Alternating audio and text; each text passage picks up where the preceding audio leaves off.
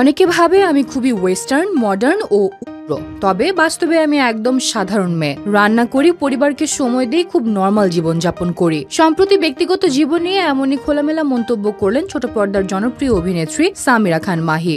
ছোট পর্দায় নাটক, ওয়েব কন্টেন্ট এবং মিউজিক ভিডিওতে নিয়মিত কাজ করছেন মাহি, তবে বড় পর্দায় কাজের প্রস্তাব পাওয়া সত্ত্বেও এখনই সেই সিদ্ধান্ত নিতে চাইছেন না।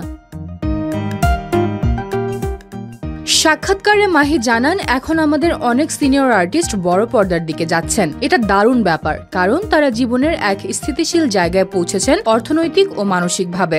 কিন্তু নিজের বাস্তবতা বিবেচনা করে মাহি এখনো ছোট পর্দাতেই স্বাচ্ছন্দ্য। তিনি বলেন, আমি এখন প্রতিদিন কাজ করছি, এটাই আমার একমাত্র পেশা, কোনো ব্যবসা করছি না। হঠাৎ সিনেমায় গেলে আর বছরে 1-2টি সিনেমা করলে সেটা অর্থনৈতিকভাবে টেকসই হবে না। মাহি বলেন, টানা কাজ করে তিনি নিজেকে সচল রাখেন। আমাকে সোশ্যাল মিডিয়ায় হয়তো অনেক অ্যাক্টিভ মনে হয়, কিন্তু বাস্তবে আমি ইনডোর টাইপ মানুষ।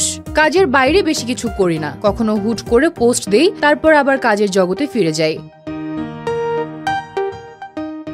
বর্তমানে মাহি একাধিক নাটক ও ওয়েব কন্টেন্টে ব্যস্ত।